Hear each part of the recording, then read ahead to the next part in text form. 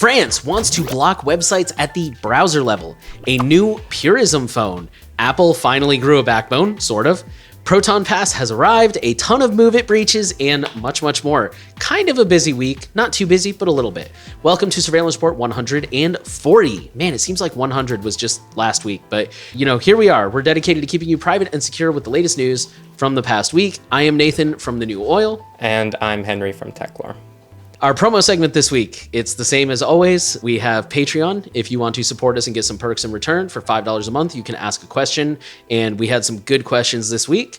For $10 a month, you get an extended segment where we offer more of our thoughts, opinions, personal feedback, analysis, and you don't have to listen to this promo segment, so that's always nice. If you want to support us in a recurring fashion where you can set it and forget it, but you don't care about perks, then we have LibrePay. And last but not least, we still have Monero. It is, in our opinion, currently the most private, anonymous cryptocurrency on the market, or at least one of them, if not the most, and that is a great way to support us. It's just, it's a manual thing. So regardless, for those of you who are able to support and do so, thank you very, very much. And on that note, I just wanted to take a quick note and say thank you to all the new supporters. After last week, we went on a little bit of a tangent in the Q&A section. We saw a huge spike in patrons. We got a couple more people on LibrePay. We saw a bunch of Monero.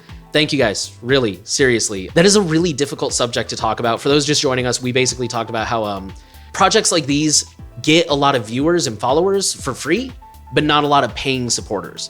And when we talk about that stuff, it can very easily come off as like entitled complaining that we deserve more money and you should pay us and stuff like that. And for the record, that's not what we're trying to say. If you don't think we deserve the money, then don't pay us. But clearly a lot of you guys watch, a lot of you are getting value.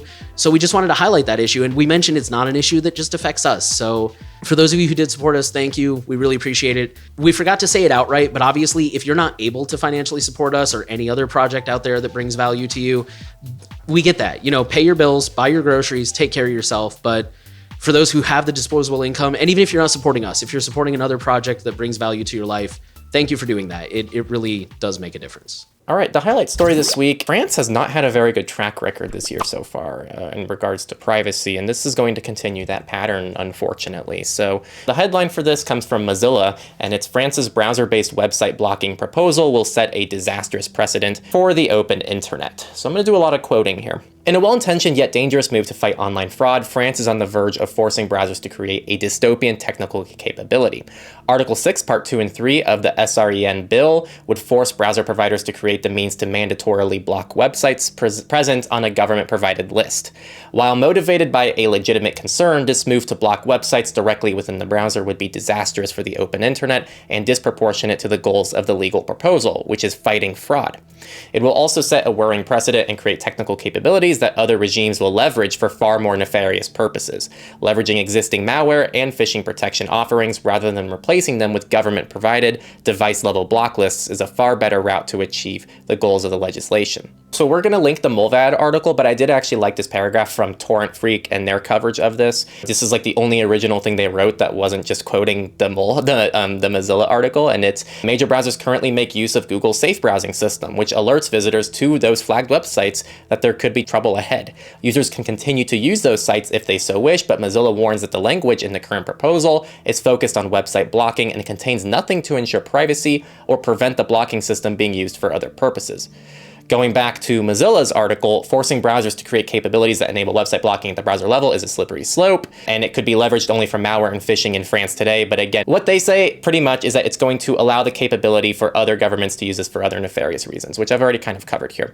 This is currently not a thing, and what this would look like for people who are wondering is you download a browser, and by default, the browser is blocking certain websites that the government gets to decide what those websites are. I was kind of taking notes for later stories while you were talking. Did they mention anything about VPNs? Like, would a VPN be able to defeat this? Or well, no, they're trying. Would you be able to like change your DNS or anything? Because that seems like an easy workaround. No, it sounds like they're trying to bake this into the browser itself.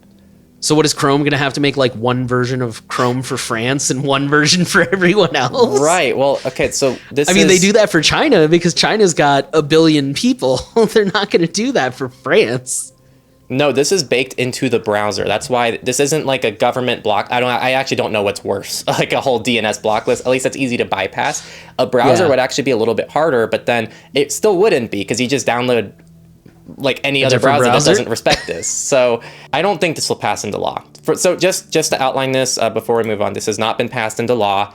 It's just a proposal, and we don't know what's going to happen here. So if you are in France, perhaps speak up.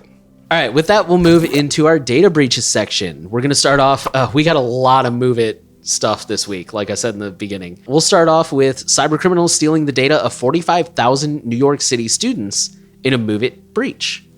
Quoting the article, the New York City Department of Education says attackers stole documents containing the sensitive personal information of up to 45,000 students from its Move It transfer server. For the record, they did patch their servers as soon as they were made aware of this CVE. So they did do everything right, but this was a 0-day, so it was already too late. As the headline noted, this impacted 45,000 students as well as staff and, quote, related service providers. 19,000 documents were accessed, including social security number and employee ID numbers. The article really did not go into detail on like what was compromised or anything like that, so kind of scant details, but... Siemens Energy confirms data breach after Move It data theft attack. The data has not been leaked yet, and the countdown is still up. They've claimed that no critical data was stolen, but we will see how true that is as the weeks continue to unfold. The article also notes Schneider Electric was also a victim of a similar attack. So Move It continues. We'll take a break from Move It now and talk about hacktivists stealing government files from the Texas city of Fort Worth. Fort Worth claims that no sensitive data was stolen and that it only includes work order related stuff like photos, spreadsheets, invoices, and more. TechCrunch obtained a copy of this data. That's who this article came from. And they noted that it also included employee data, like for the work orders, for example, it includes the worker who responded to it, their name, work phone number, and email address. So users who use whatever this city system is are being told to change their passwords. And that is about all we know at this time. Next up, Let Me Spy is a phone tracking app spying on thousands, which says it was hacked. So for those who care, this was pretty much a company that was one of those apps for parents to track their kids and do all this kind of nefarious stuff, which again, you can do this using just native tools on both devices at this point, both Apple and Google devices, and even some desktop operating systems now include native things to do this. You don't need third parties. But for people who did use this included messages, call logs, locations, email addresses, and phone numbers of at least 13,000 devices which were leaked. The researcher who discovered the breach claims that when they attempted to contact the company, the attacker instead replied, claiming to have compromised the entire domain. Our next story is pretty quick. It comes from the U.S. Patent and Trademark Office, notifying filers of a years-long data leak. So this comes from basically an API issue. They have an API where you can check the status of your filing to see if it's been approved, if it's still in processing, whatever the case. This affected 61,000 filers' private addresses. Apparently, US law requires applicants to include a private address to, quote unquote, crack down on fraud, unquote. And that was where the issue came from. Chipmaker TSMC says some of its data was swept up in a hack on a hardware supplier. So this was a security incident that allowed the attackers to obtain configurations and settings for some of the servers the company uses in the corporate network. The disclosure came a day after the Lockbit ransomware crime syndicate listed TSMC on its extortion site and threatened to publish the data unless it received a payout of $70 million. The hardware supplier, which is called Kinmax Technologies, confirmed that one of its test environments had been attacked by an external group, which was then able to retrieve configuration files and other parameter information. The company said it learned of the breach on Thursday and immediately shut down the compromised systems and notified the affected customers. That's really it for that story. All right, that is all we got for data breaches this week. That'll take us into companies. We're going to start off with a big one, but a short one. The headline says, Apple joins opposition to encrypted message app scanning. Honestly, the title says it all. This is about the online safety bill in the UK, which I don't think we included it in this week because it's kind of speculation and we try to stay away from that as much as possible. But I mean, it sounds like that might actually pass. Like I read another article tonight that said it was kind of like taking its final shape and stuff. So that's not good. But yeah, Apple has stepped forward and basically said, hey, we're not a fan of this. We oppose this. The article notes that a lot of our veteran listeners remember this a year ago, Apple was like, hey, we're going to introduce client-side scanning. And everybody was like, that's a bad idea. And the pushback was actually so bad that Apple was like, all right, we'll drop it. No big deal. So yeah, they've come forward to say like, hey, this is not good. Client-side scanning is not good. We don't stand behind this. They haven't quite taken the hard stance that Signal has, or I think a couple other messengers have, where they're just like, if you pass this, we're leaving.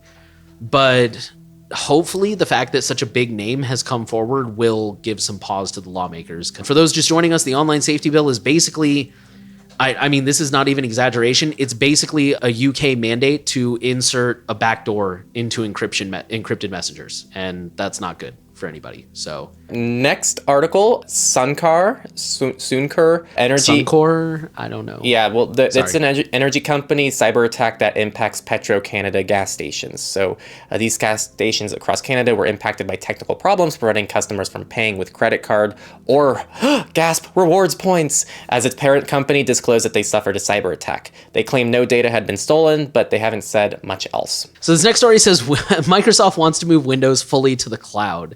This comes from an internal state of the business that Microsoft presented from June 2022, and they discuss building on Windows 365 to enable a full Windows operating system streamed from the cloud to any device.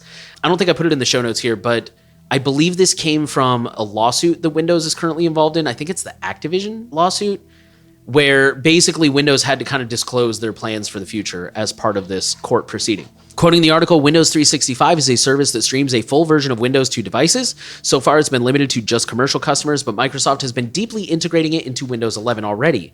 A future update will include Windows 365 Boot, which will enable Windows 11 devices to log directly into a cloud PC instance at boot instead of a local version. Windows 365 Switch is also built into Windows 11 to integrate cloud PCs into the task view or virtual desktops feature, unquote. Next one is a fun one, another case of protecting the children backfiring. So a high school changed every student's passwords to, in quotations, CH@NGEME, which is change me, exclamation mark. But this is a cybersecurity audit, which mistakenly reset everyone's passwords. And the high school changed every student's password to, again, change me, giving every student the chance to hack into any other student's account. So This was from Oak Park and River Forest High School in Illinois. The school has 3,000 students, and they wrote an email dated June 22nd that we strongly suggest that your child updates this password to their own unique password as soon as possible. And so it makes sense why they can't just go in. I guess they could go in and give each student they actually could do that. I don't know why they didn't do that. Read the last paragraph. Okay. A day later, the school realized the mistake and told parents in an email that the Education Technology Department will be emailing you, a special password process over the weekend that will be unique to your specific student. Okay, thank goodness, because that's definitely the way to go. I was reading it, I'm like, I didn't read this story before I started, and so I'm just reading through the notes right now, and I'm like, that's silly. They could just generate special passwords and then ask them to change it from there on out. So we don't have any research stories this week, unfortunately. Nothing came across our desks. I'm sure some cool stuff was happening, but unfortunately we didn't hear about it.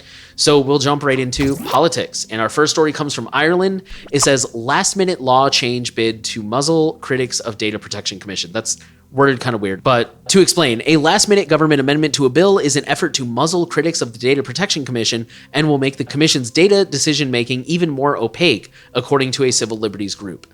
Dr. Johnny Ryan of the ICCL said that the amendment, quote, will gag people from speaking about how the DPC handles their complaint and from speaking about how big tech firms or public bodies are misusing their data, unquote.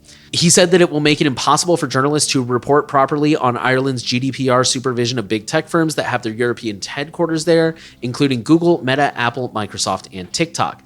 If this amendment was in place earlier, data privacy activist and lawyer Max Schrems might have been gagged from speaking out about data privacy violations by Facebook, including violations of European privacy laws. And that all came from Johnny Ryan. Max Schrems, for those who don't know, he's heads up NYOB, None of Your Business, also known as NOIB. They've done some really impressive work over in Europe, so... Next story is from EncroChat, which is not a word we've heard before. So it's pretty much just coverage of the EncroChat situation. So before I read the headline off, just giving some context here, EncroChat was one of those encrypted mobile communication apps that was like super sus, proprietary, subscription-based, geared towards criminals type of thing. The kind of thing that we consistently discourage back here, because you should always just be using the free open source stuff that works better than this and is not super sus. But this was actually a whole honeypot, and it was a whole operation to track criminals, pretty much. They were trying to attract criminals, they attracted criminals, and it was all completely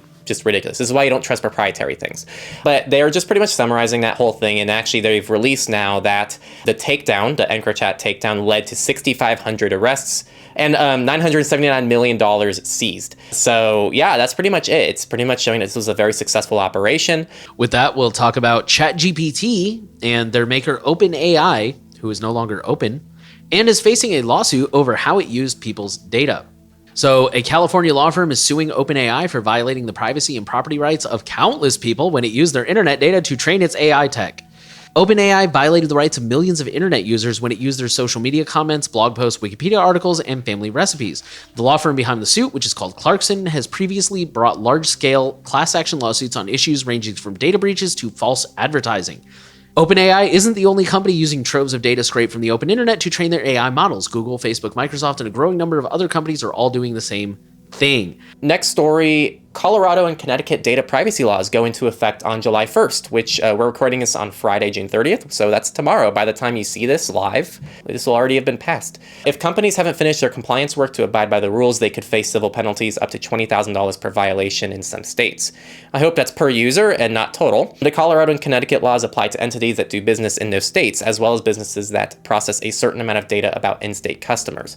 Under the new laws, residents of each state will have the right to request businesses delete their personal information, ask for a copy of the information businesses have collected about them, opt out of the sale of their personal data, and more. Both laws also require businesses to request opt-in permission from consumers before letting businesses process their sensitive information, differing from the opt-out mechanism consumers have in California. Colorado and Connecticut are leaving enforcement up to the attorneys general. Until enforcement begins, it's unclear how much each office will prioritize data privacy cases. And on a similar note, just to kind of remind people, Utah's privacy bill will go into effect next on December 31st, unless something else is passed and enacted before then. But okay, with that, we'll move into our free and open source software news. We'll start with Brave, who has released localhost resource permission. I'm going to do a lot of quoting in the article here, and I apologize. Starting in version 1.54, Brave for desktop and Android will include more powerful features for controlling which sites can access local network resources and for how long. Most popular browsers allow websites to access local network resources without protection or restriction, which puts users' privacy and security at risk. Many popular websites query your local network, often as a fingerprinting technique. Others do so to observe and possibly exploit information from other software running on your machine. Localhost resources is a broad term that refers to resources like images, web pages, etc., that websites can access which don't come from the web. Instead, these resources are hosted, often unknowingly, by other software on your computer. Surprisingly though it may be, most browsers allow websites to access these local resources just as easily as they can access other resources on the web. Browsers allow websites to access localhost resources for a range of reasons, but the main two reasons are historical legacy, aka it's always been done this way, and backwards compatibility. Browsers used to be less concerned about user privacy and so didn't enforce distinctions between first-party resources, such as those hosted on the site you're visiting, third-party resources, like those hosted on other websites, and local resources. Thanks to this historical quote-unquote accident, a small but important amount of software has been built expecting to be freely accessible by websites, often in ways invisible to users, and many of these uses are benign. Examples include some wallets for cryptocurrencies, security software provided by banks, or security companies and hardware devices that use certain web interfaces for configuration. Unfortunately, a wide range of malicious user-harming software on the web uses access to localhost resources for malicious reasons. For example, fingerprinting scripts try to detect unique patterns in other software you have running on your devices to re-identify you, and other scripts try to identify insecure and vulnerable software on the machine to try and exploit it. Brave currently uses filter lists to block scripts known to maliciously scan localhost resources and block requests from public sites to resources. Brave will soon start rolling out a new approach for protecting users against sites abusing local network resources. This new system will have the following parts. Requests to local resources from a localhost context are allowed automatically. Brave does not block a locally hosted package from accessing other locally hosted resources. Brave will continue to use filter lists to block scripts and sites known to abuse localhost resources. Brave will use a new permission called the localhost permission. Only sites with this permission will be able to make sub-resource requests to localhost resources. By default, no sites have this permission, and importantly, most sites have no way to prompt users for this permission. However, advanced users can use the existing site settings interface to grant this permission. And finally, Brave will also include a list of trusted sites or sites known to access local resources for user benefiting purposes. The first time a site on this list initiates a sub-request to a resource, it will trigger a permission prompt of the previously mentioned permission. This list is publicly available and will be maintained by Brave. The next one is pretty much Proton released their password manager, Proton Pass, to the public. I actually did a whole review on TechLore for this, if you want to see the whole review. Just to cover this very quickly, this was in beta, now it's in public, so anyone can use it. You can individually buy Proton Pass, kind of like how you can buy Bitwarden, though I think it still requires a Proton account to do that, so you will have to create a whole Proton account just for Proton Pass. Someone correct me if I'm wrong about that, but when I quickly tried to do it, it did look like it asks you to make a Proton account. It is heavily discounted right now, so anyone interested in this, definitely check it out. Or for people with Proton Unlimited, just log in and test it out. I think it's just part of all Proton Unlimited. Okay, and I believe this is our almost final FOSS story is sad news. It comes from IVPN. It says the gradual removal of port forwarding from the IVPN service. Port forwarding, quoting their blog post here, port forwarding enables activities such as large-scale abuse and sharing of objectionable materials that can have a negative effect on our servers and operations. While the majority of customers are not using the feature for such purposes, actions of a few can have undesired consequences affecting the whole VPN network. Since recent similar changes in the policies of another popular VPN service provider, which is Mulvad, they didn't say that, but they're talking about Mulvad. We covered that a couple weeks ago. We have seen a significant influx of new customers, and the risks posed by such activities have grown manyfold. A considerable increase in law enforcement inquiries and erosion of relationship with data centers could threaten our ability to keep serving our customers. We have no insights into how any one specific customer uses IVPN, and that needs to stay that way. After careful deliberation, we have found no other way to avoid further negative outcomes but to gradually remove the port forwarding feature from service. As of today, June 29th, 2023, port forwarding is not offered for new customers as part of the Pro plan. Further, existing IVPN Pro customers cannot reserve new ports. Existing reservations will stay in place and can be disabled by manual action. We are disabling all reserved ports and completely remove this feature from our service on September 30th, 2023. So I'm still going to try to keep this objective as much as I can. Purism makes Linux devices. They make Linux phones sometimes, and they make Linux laptops, which you can actually probably get your hands on, and they also make some Linux desktops and things like that. So they originally rolled out Purism Librem 5, and then they released a USA variant. And now they're releasing a new variant, which is called the Liberty phone. So they're introducing this Liberty phone with, it's the same exact phone, it's still the Librem 5, but it has more RAM and more drive space. And that's the only change. And so the Librem 5 USA starts at $2,000, and this one starts at, $21.99. So it's like an extra $200 for more RAM and more drive space. And here's what they say, direct quote, "The Liberty phone is the upgraded version of our popular Librem 5 USA phone with made in USA electronics. The Liberty phone integrates 4 gigabytes of RAM and 128 gigabytes of internal storage," for those who are curious. So on brand with what every other phone comes with nowadays, if not a little bit less, depending on the phone you're buying. And with that, we'll roll into Misfits. We got a couple of stories for you. The first one, it's pretty straightforward, but I've got quite a bit to quote here. The headline says, "Turn off your phone every night for 5 minutes, Australian PM tells residents." The Australian government's advice is not new. In 2020, the United States National Security Agency issued best practice guidelines for mobile device security, which included rebooting smartphones once a week to prevent hacking. While a reboot every day may seem a basic measure, experts believe it can help in some instances. One doctor, I'm going to screw this name up, Priyadarshi Nanda, who is a senior lecturer at the University of Technology, Sydney, who specializes in cybersecurity development, said that rebooting a phone regularly could minimize risk because it forcibly closes any applications and processes running in the background that could maliciously be monitoring users or collecting data. Dr. Nanda said that many users don't realize their apps are often running in the background. Quote, "Given how much we use smartphones in our lives, we know of cases where people haven't turned off their phones in an entire year." Unquote. Nanda was noting people who rely on their phone's alarm clock, for example, and may need it on 24 hours a day. Dr. Nanda said that some of the benefits of rebooting a phone could be achieved by regularly closing apps that might be running in the background, but there could be other malicious processes running on a compromised device that will only be stopped by turning the phone off. Quoting him again, "If a process running from the adversarial side, turning off the phone breaks the chain, even if it's only for the time the phone is off, it certainly frustrates the potential attacker. It may not fully protect you, but rebooting can make things more difficult." Another doctor, Arash Shagagi, who is a senior lecturer in cybersecurity at the University of New South Wales, said that daily rebooting was a good first step and encourages users to adopt good cyber hygiene because disconnecting can minimize certain risks. However, and of course, here's our disclaimer, the doctor warns against a false sense of security. For example, they said, quote, "If your password is stolen and you disconnect your phone, you are not protected and your account is still at risk.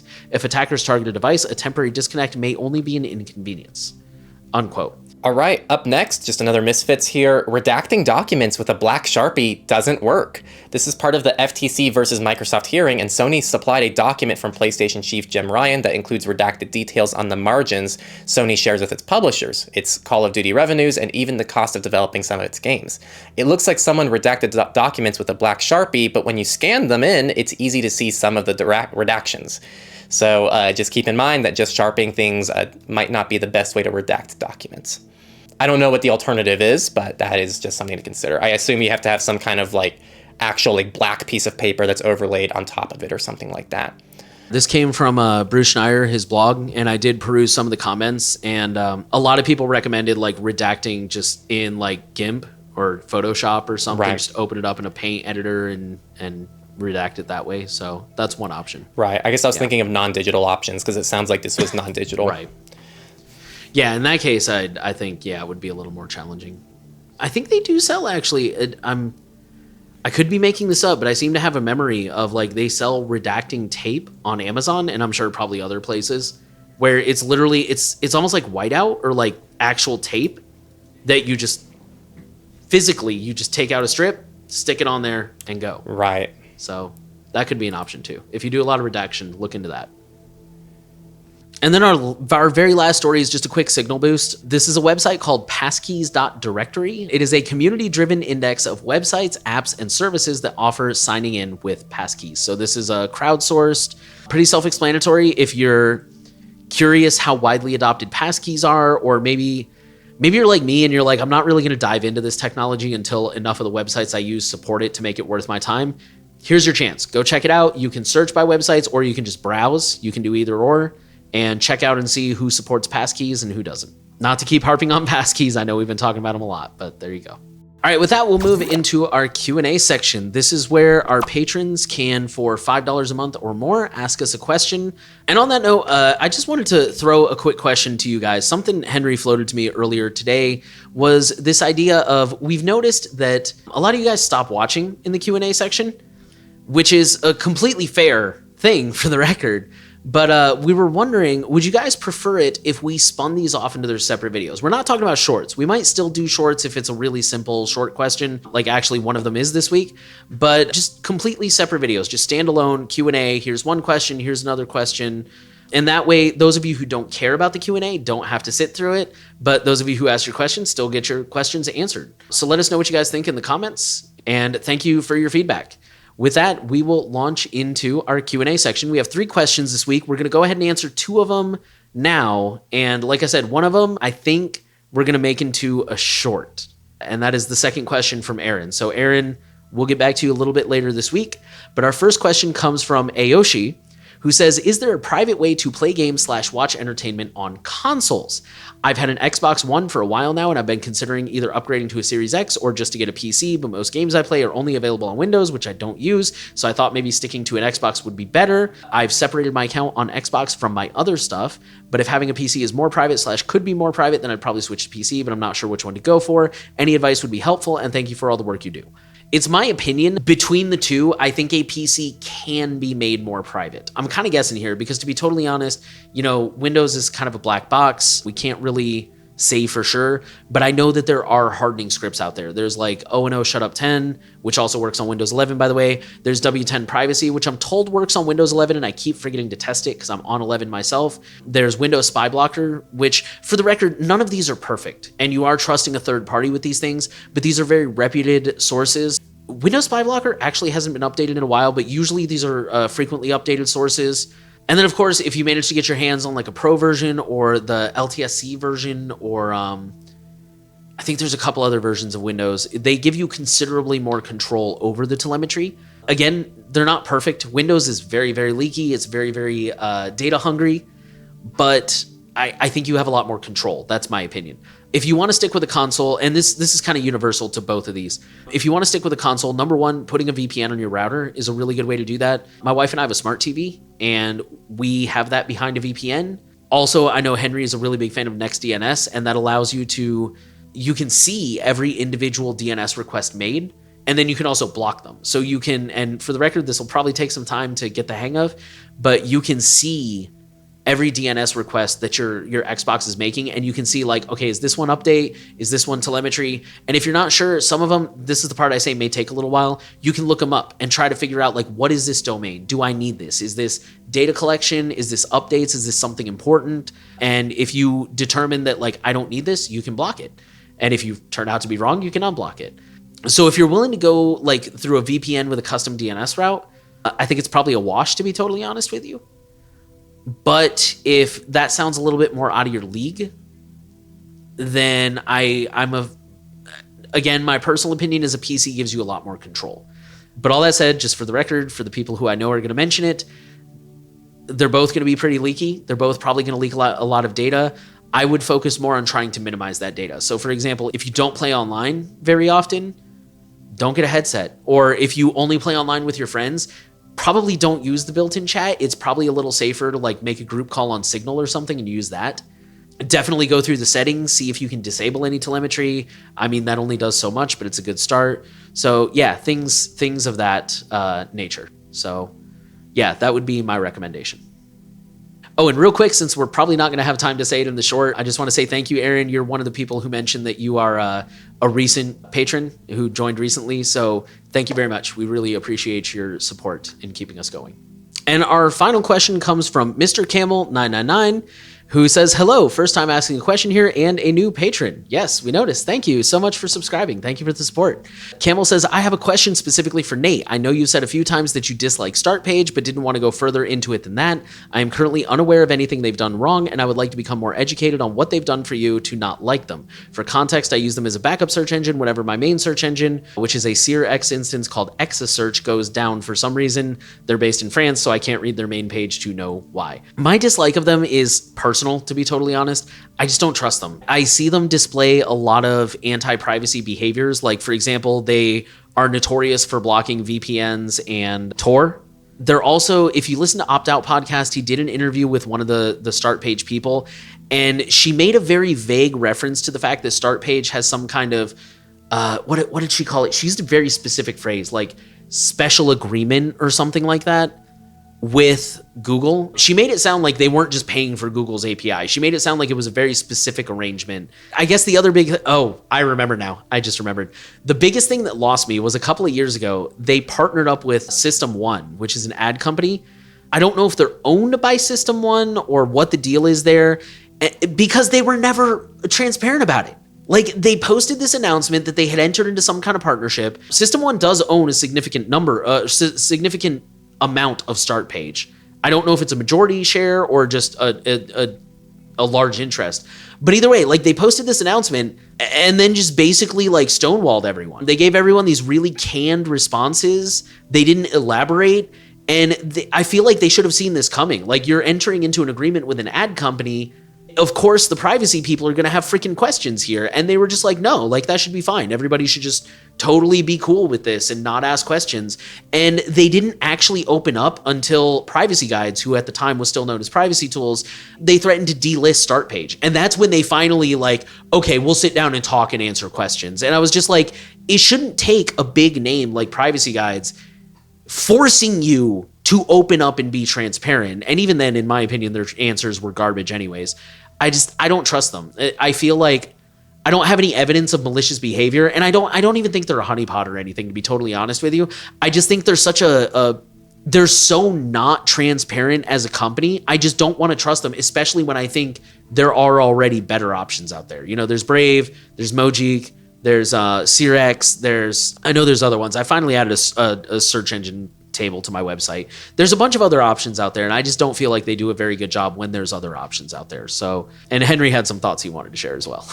Yeah, I actually like Start Page on my end. I do agree that there was a lot of things that were like, okay, why did you guys do that? But on my end, it comes across as like, okay, they just like screwed up more than it like necessarily speaks to bad behavior. But I think like your points still speak to the general thing that I always say, which is like, sometimes like you just need to trust something and sometimes you just distrust something. And this happens a lot on my end back here. There are services that I cover on TechLore and I review that internally when I'm reviewing them, I'm like, God, This is not something I personally really trust, but like since I do everything very evidence-based, like I might share like, hey, personal thought here. This is something that makes me kind of go. So Silent Link is a really good example of this actually on my end, because Silent Link doesn't have a public team. They gave no reason for us to trust them. There's like no information on their website about anything. And I reviewed them and I was like, here's what they do, here's what they offer, here's what they say, here's what the experience is like. It's pretty just like bare bones. And at the end I go, personal thoughts time. Here's what I like don't like about them, and it's all very personal. And it's like, this kind of gives me some red flags. People should proceed with caution. So I think, again, trust is something that everyone needs to decide for themselves. If you don't like how something was marketed to you and it pushes you the wrong way and it gives you a bad feeling, you know, I'd say like that definitely is something to factor into the equation. I'd still be looking at the evidence and like trying to like make a good decision, but I think trust is a valuable thing, and I think it makes sense why Nate doesn't trust them. I still trust them. I've shared and voiced similar complaints that Nate has voiced. It's just for me, it didn't result in me like not trusting them anymore, personally. And full disclosure, just so people know, I did do some interning at Startpage as well, and I did help them make some videos as well. So like I did get to speak to some of their marketing people. They're people that I know. So I get to see kind of the behind the scenes, and I get to see like how they work a little bit. So I definitely have like that bias and that lens, which is going to be different. But I also will say the one thing I do like about Startpage is anonymous view. I think that's just something so cool that I just don't really see in other places. It's a nifty feature. For those who don't know anonymous view, like if you can do a search and you can click a website and they pretty much act as a proxy to display you the website. Kind of like if you type a URL into Google Translate will give you like their proxy version of a website that's translated. They pretty much allow you to do that. So it's like, it's their IP address that accesses the website. There's no cookies or cache being stored in your browser. My summary is you should look at what they did and what you agree and disagree with, and if you trust them based on their responses. That's all I can really say there. All right, and that is it for this week. So France is floating the idea of blocking sites at the browser level. Kind of scary. A new Purism phone, take that how you will.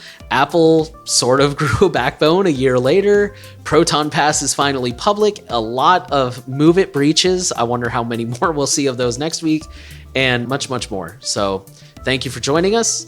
As always, we want to remind you, if you want to support us, help us keep going, we have 3 ways to do that. We have Patreon, $5 a month. You get to ask us a question like our 3 wonderful patrons did, and we will try to get that short out later this week. If you're not a fan of Patreon, we have LibrePay, which is open source. We have a few patrons there. It's recurring, so you don't have to think about it, but we still see that support. There's just no perks. And last but not least, of course, we have Monero, which is the most privacy respecting option, but of course it is manual and there are no perks there. So regardless, for those of you who are able to support and do so, we thank you very much. And for those of you who are in a tight financial situation, I completely understand. I've been there, and we still thank you for tuning in and supporting us with some views and comments and thumbs up and all those things, which leads into our final spot, which is where we say thank you for listening. The final thing we want to ask of you, share the podcast around, make sure you're subscribed, give us a rating if that's an option, thumbs up, comment, helps the algorithm. We're trying to reach as many people as possible with the message of privacy, and every little bit that you can do helps us with that. So thank you again for listening, and we'll be back next week. And for those in the US, have a great 4th of July weekend.